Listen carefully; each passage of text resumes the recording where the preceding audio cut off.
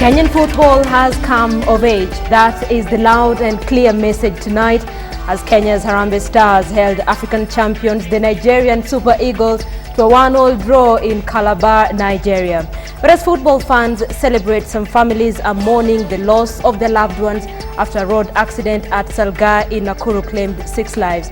Good evening, I'm Linda Oguto. These are the top stories tonight.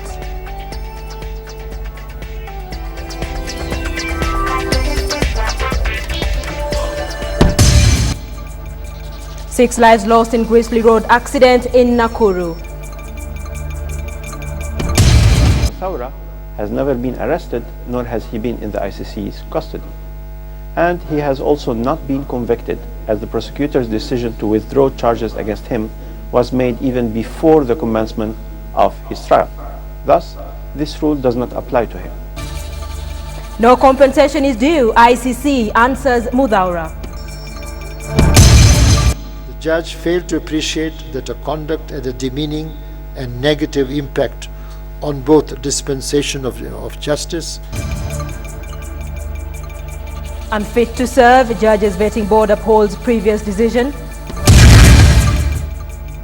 And Kenya hold the champions of Africa in the World Cup qualifiers.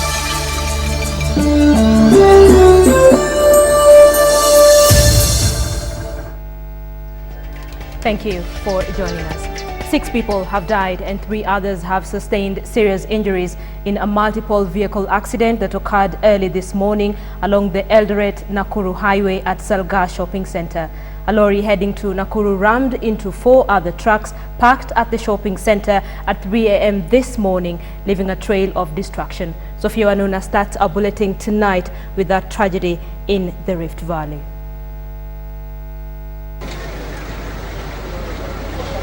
Early Saturday morning at around 3 a.m, a truck is reported to have rammed into 4 other trucks parked by the roadside at Salga Shopping Center, a few kilometers from Nakuru town, leaving 6 dead and 3 others injured. The truck was traveling from Eldoret to Nakuru when the accident occurred. Kiini ni breki tu, huyu aliishiwa na breki. Akaona asiangushe, labda atatoboa barabara. Kawaida angetoboa sababu alikuwa ameona watu. Alikuwa ameona watu kwa kupiga honi mingi imepigwa. Na sasa ikawa ni ile time masaa mbaya usiku ile. 4 of the dead who were in one of the parked trucks were among several people who had been trapped in the wreckage and were removed by rescuers, Good Samaritans, as well as Kenya Red Cross personnel who arrived at the scene of the accident. Gari zote zikajaa kwa barabara. Ule eneo kama zingekuwa kwa barabara, ule jamaa angeepuka aende. Lakini sasa kwa ubaya gari zilikuwa zimejaa kwa parking, hapa ndo shida. Hata hii ajali imefanywa kwa sababu hakuna parking. Salga Shopping Center is fast gaining a reputation as a black spot with accidents.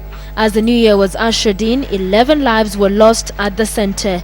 Today's accident brings the death toll at this center to 17 in the last 3 months. Those injured in today's accident were rushed to Nakuru Provincial General Hospital for treatment. Sophia Wanuna, KTN. Elsewhere, 2 police detectives have been killed and another one seriously injured by a most wanted criminal in Kitale. The officers were shot dead last night as they pursued the criminal at his hideout in Tiwan Estate, Trans Nzoia County. Kitale OCPD Kimani Mtugo confirmed the incident and said the officers cornered the criminal at a rental house in the area. He, however, refused to surrender, prompting the officers to fire tear gas canisters into the room to force him out. Unable to put up with the tear gas, the criminal emerged from the house and sprayed them with bullets, killing 2 on the spot, leaving a 3rd one with gunshot wounds. 2 other suspects who were found at the house were arrested for interrogation, but the wanted criminal escaped and remains at large. Leaders from Trans Nzoia County have condemned the killings, even as they urge the government to equip police officers with modern equipment for detecting such cases. Walipofika hivyo, yule mshukiwa aliweza kukataa kufungua mlango na hawa wakatumia mbinu zao za kumfikia. Walirusha tear gas ili mshukiwa aweze kushtuka atoke nje, lakini hakuweza kutoka. Na hii inadhihirisha kwamba Diwani, Saboti na Trans Nzoia kwa ujumla kuna majambazi sugu ambao wamejihami na silaha nzito zaidi hata kuliko ya askari. Right, the Judges and Magistrates Vetting Board today dismissed applications for reviews by 5 judges who had earlier been found unsuitable to continue serving in the judiciary, among them Mary Angawa and Leonard Njagi. The board determined that the 5 did not meet the threshold for a review. It declared unfit one other judge who had recently been promoted to the bench, together with 2 magistrates, one of whom was implicated in corrupt dealings. KTN's Wilkis Tanyabwa now reports. The Judges and Magistrates Vetting Board began with the appeals filed by 8 judges challenging their unsuitability. The board had earlier deemed these judges unsuitable to continue serving on the bench. They, however, filed applications, each seeking a review of the decision. The board now announcing its determination. Judicial officers who were serving as judges in the High Court at the time of the promulgation. The appeals of 5 judges, namely Joyce Haminwa, Muga Apondi, Murugi Mugo, Leonard Njagi and Mary Angawa, were dismissed. They were deemed to have failed to provide grounds for a review, meaning the initial finding of unsuitability would hold. 2 judges, however, received a reprieve. The board ruled that Lady Justice Abida Aroni and Justice Nicholas Ombija would be vetted afresh. To halt the vetting process at this stage without a finding of suitability on unsuitability would not fulfill the constitutional mandate of the board. Accordingly, the determination made on the 21st of December 2012 is hereby set aside, and a new panel will be constituted to vet the judge afresh. The application of the 8th judge who had sought a review, Justice Sergon, was left pending as he had been unwell and therefore unable to attend the review hearing. The vetting board then turned its attention to judges who had been promoted from the position of magistrate. The first on the list was Lady Justice Grace Nzioka, who was found unsuitable to continue serving as a judge. This coming after complaints were made regarding her temperament and demeanor in court. The judge failed to appreciate that her conduct had a demeaning and negative impact on both dispensation of justice and on litigants and their advocates. Her colleagues Lucy Nyambura, Stephen Kibunja, Lillian Mutende and Boaz Olao were found suitable to serve. The last group that was subjected to scrutiny comprised magistrates. 10 magistrates including Dora Oditio Chepkwony, Rosemary Njeri Kimingi, Ruben Nyambati Nyakundi, George Martin Ongondo, Richard Odenyo and Samuel Wahome were found suitable to continue with their duties in the judiciary. Allegations of corruption would, however, fell Ezra Odondi. He was accused of having accepted bribes during his time in Kisumu. The board noted with concern that there were unexplained sums of money passing through the magistrate's account and that of his spouse. The magistrate stated that he had made extra income selling dogs and cows. Having considered all the factors, members of the board were unanimous that the magistrate is not suitable to remain in office. Rosemel Mutoka was also found unsuitable to continue serving as a magistrate. The board has now concluded the vetting of all the judges of the High Court and the Court of Appeal, with a review of one of the judges found unsuitable still pending. Wilkis Tanyabwa, KTN, Saturday Night. Let's stay with the corridors of justice, and the International Criminal Court says former head of Civil Service Ambassador Francis Muthaura is not eligible for compensation despite his acquittal.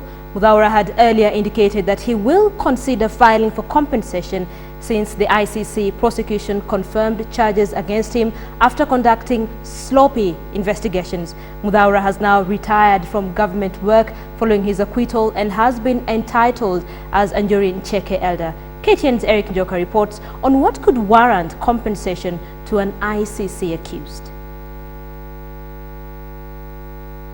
The Rome Statute states that a person who has been a victim of unlawful arrest and detention or a serious miscarriage of justice that led to a conviction after a trial may have the right to compensation.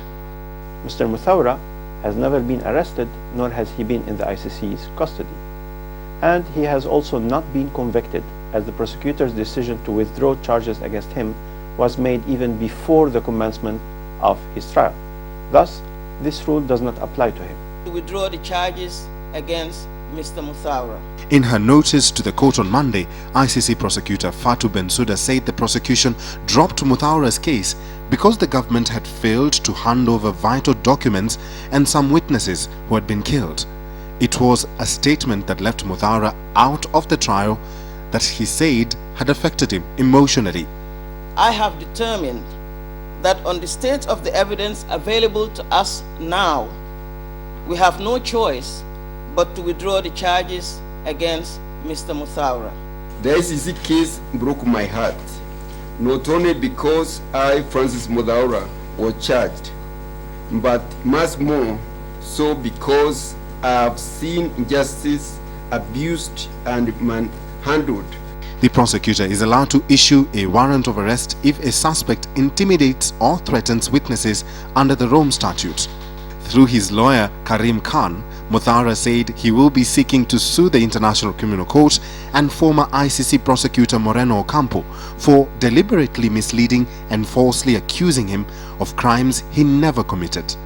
The prosecutor has in the past publicly stated that the scale of witness interference that the office has encountered in Kenya cases has been unprecedented.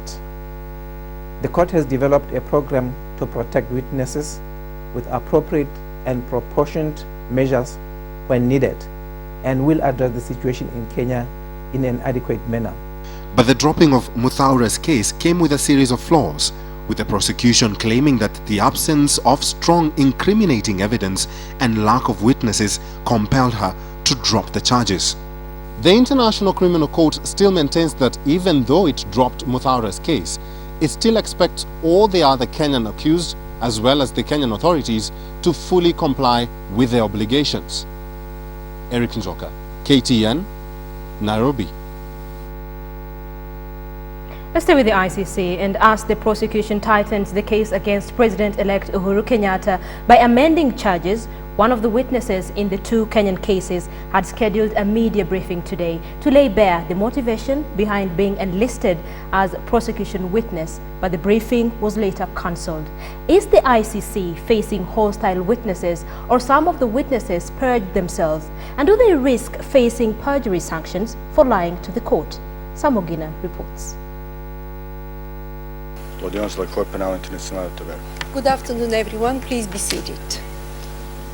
The bolting out of a second prosecution witness in the two Kenyan cases at the ICC has caused a stir among many observers. The withdrawal of witness 4 in case number 2 against President-elect Uhuru Kenyatta and former head of Civil Service Ambassador Francis Muthaura effected the collapse of Muthaura's case. Providing for sanctions. But it is the subsequent withdrawal of witness number 8 in case 1 against Deputy President-elect William Ruto that has raised speculations among pundits. Further consequences of such kind of withdrawal is also to taint the credibility of the entire process. But of immediate concern is the conduct of prosecution witnesses recanting evidence they gave under oath. The two witnesses setting a worrying trend, of which experts say they are guilty of perjury, otherwise lying to the court under oath, and the ICC prosecution can decide to take up punitive actions against lying witnesses. Lying under oath is obviously an offense. In such a situation, the court may sanction the person who has lied or bribed the witness, imposing a fine and/or a term of imprisonment not exceeding 5 years. Equally, the prosecution can press sanctions against the accused if found inducing or intimidating witnesses. But despite claiming that witness 4 was bribed into recanting his statement, the ICC prosecutor has not pressed any sanctions against any of the accused.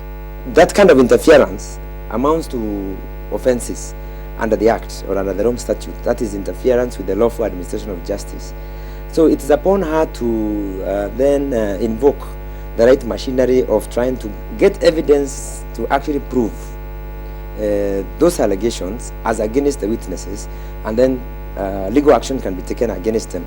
Experts are now pointing glaring inconsistencies in the ICC cases given the pattern of the cases crumbling.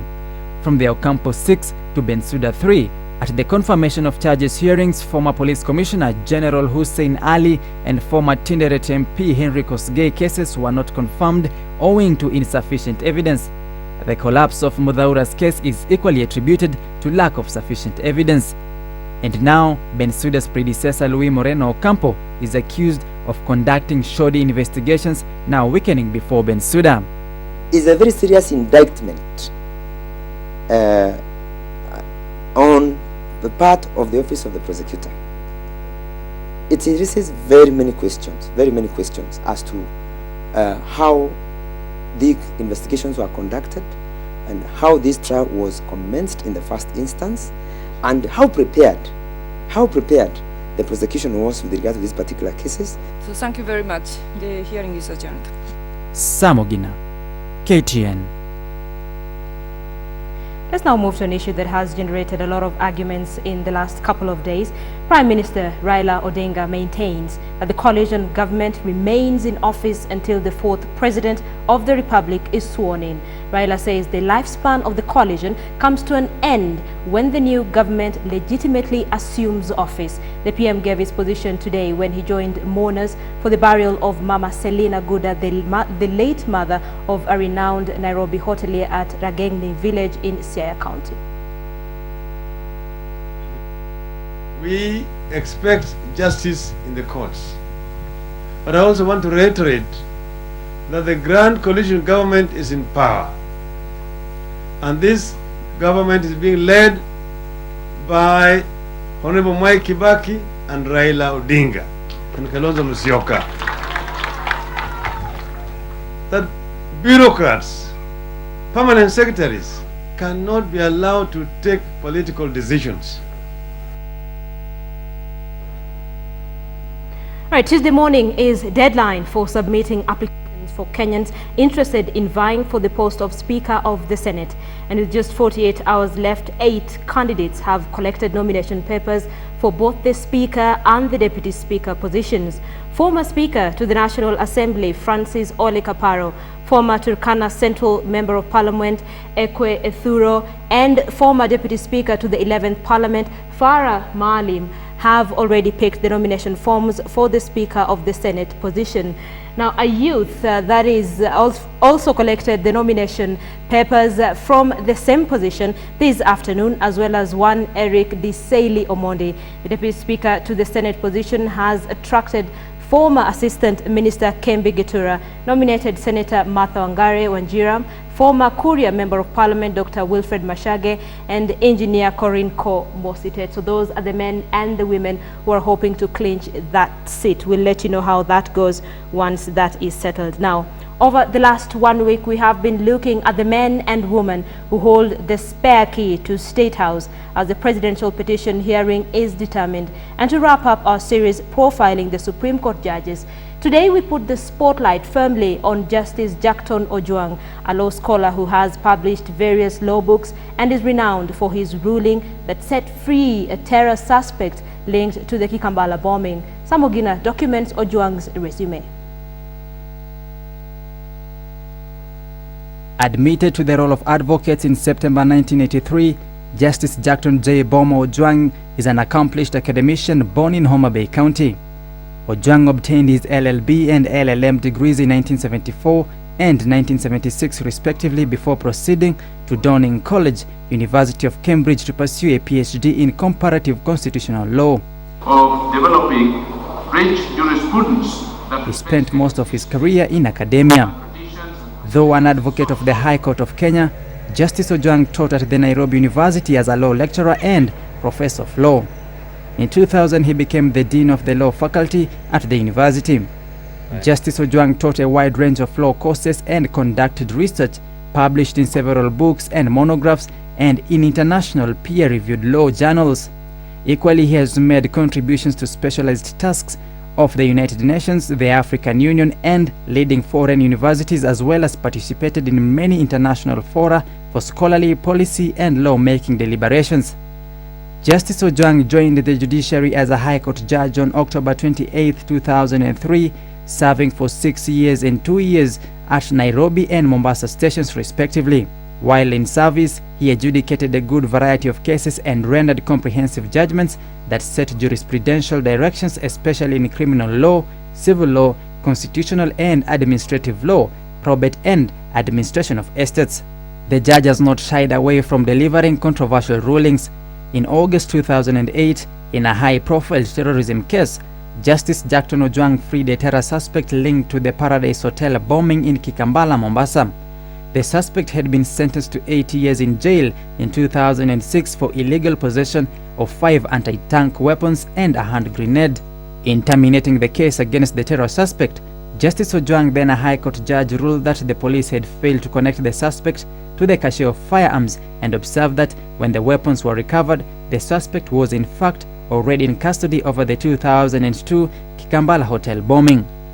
The bombing of the Paradise Hotel in Kikambala occurred simultaneously with an attempt to blow up an Israeli airliner that had left the Moi International Airport in Mombasa. No convictions have been secured in either of the cases. In another case in November 2010, Justice Ojwang dismissed a case challenging the ICC jurisdiction in Kenya. The case was filed by a Mombasa businessman at the Mombasa High Court. In rejecting the application, Justice Ojwang ruled that the businessman had failed to prove his case. Ojwang stated that Kenya was bound by international treaties, including the Rome Statute, to allow and cooperate with the ICC operations. Justice Ojwang was appointed a justice of the inaugural bench of the Supreme Court of Kenya on June 16, 2011. Given the vast varied experience among the 6 Supreme Court judges, this will inform the writing of their judgment on the election petition before them, seeking to annul the election of the country's 4th president. The petition hearing begins Monday at the Supreme Court. Samogina, KTN. And now from the scholarly judge to scholarly twins. When Kapsabet Boys High School in Nandi County selects its Form 1 students during the annual intake, the process is done purely on merit, like in any other national school in the country.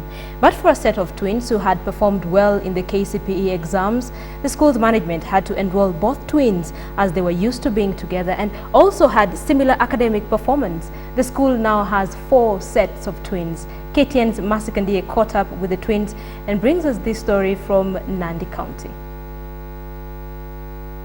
Ability, hard work, passion, commitment. Sawa.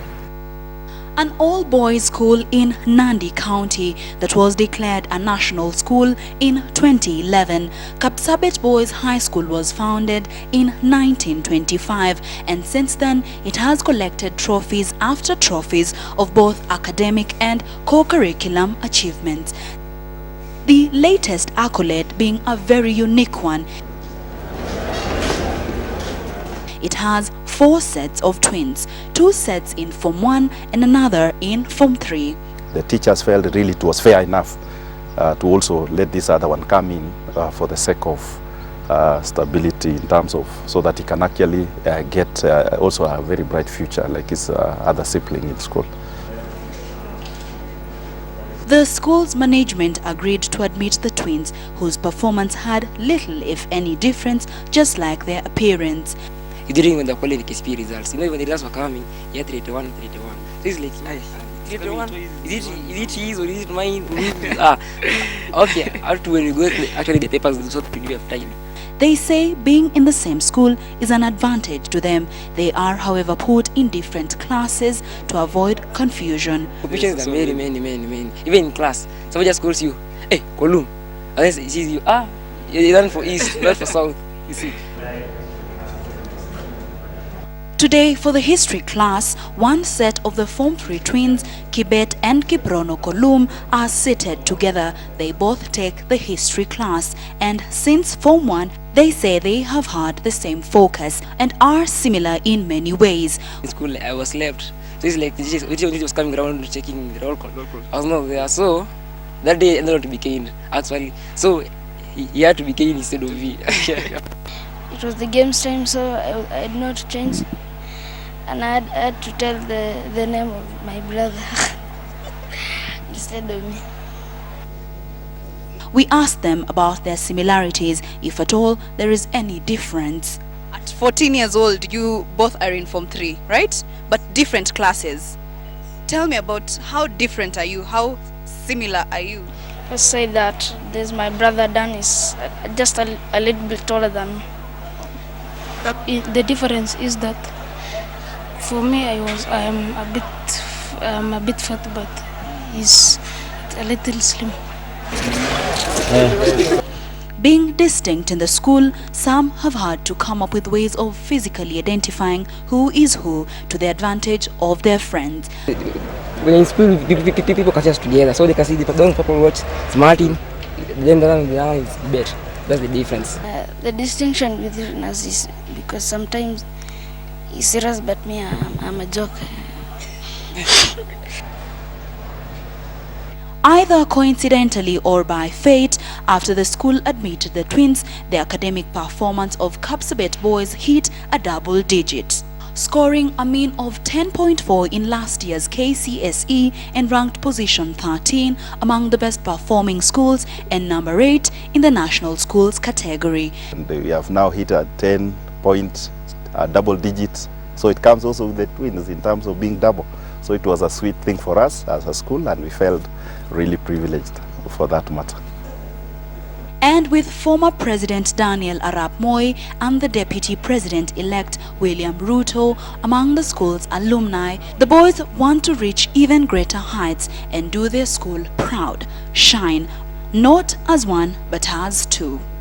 For these brothers living and studying combine well to earn the crucial points for Mwamba.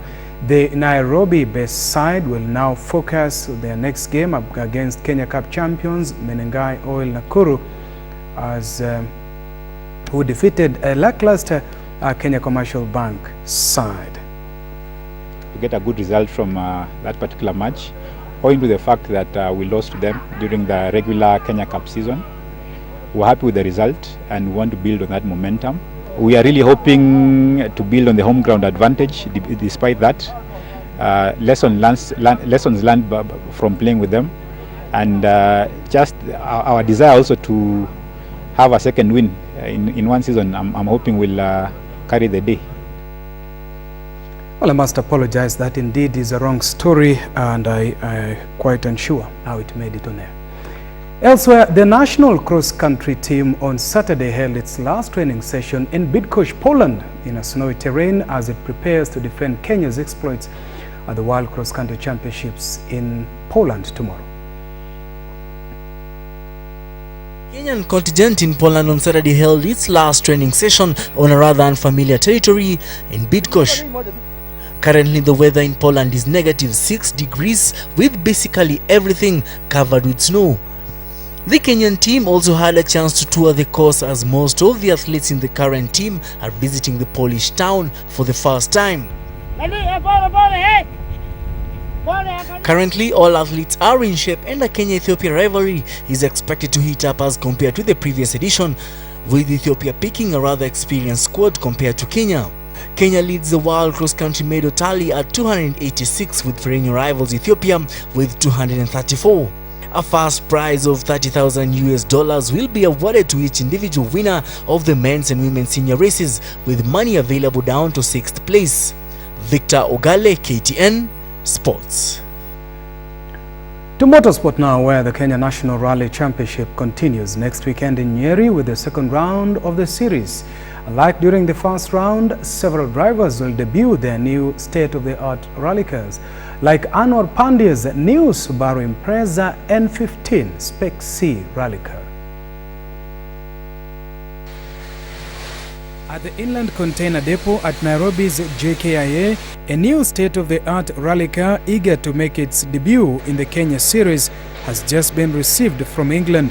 The car, belonging to Nairobi businessman and Kamajok's rally team driver Anwar Pandya, is one of the latest models to be developed by the world-renowned English motorsport and automotive engineering giant, the ProDrive. The running gear is ProDrive. The whole running gear is from ProDrive, and the interior that has been made by GJM. So actually, it's a full spec car. With over 10 years of rallying experience in Kenya, Uganda, Rwanda and Tanzania, Anwar Pandya has had several cars in the past but hasn't been quite as competitive in the last 2 years. Now I realize how the other boys beat us, per kilometer they're taking off almost 3 to 4 seconds with the new cars. And that's why when you're riding an N10 and all, it's very difficult to keep up with the people who are up there. Several other drivers will be showcasing their new machines, including Issa Mwari, who recently tested his new Mitsubishi Evolution 9. The car can move. The car is a very good car, but it's only as good as the driver can be. So that is what my aim is, to try and get up there with the top boys. The second round of the KCB Kenya National Rally Championships will be held in Nyeri next week. At the same time, the rescheduled second round, the Rally of Voi, will now be held in May. Very well, let us now revisit that story about the Enterprise Cup Rugby, and I hope now we have the correct clip to run on air. As I mentioned earlier, the Enterprise Rugby Cup was played today in 2 venues, in Nakuru and in Nairobi. And just a quick update on this is that the next weekend there will be no matches in the Rugby League, as the league takes a break for the Menengai tennis side in Nakuru. Now, well, you have to I beg your pardon once again. That story clearly isn't ready, and we will run it perhaps at another time. Well, that's it for now as far as sports is concerned. Remember, Kenya plays Portugal tomorrow morning, but I'm not leaving until I engage Linda on what one of the viewers has asked. So stand by.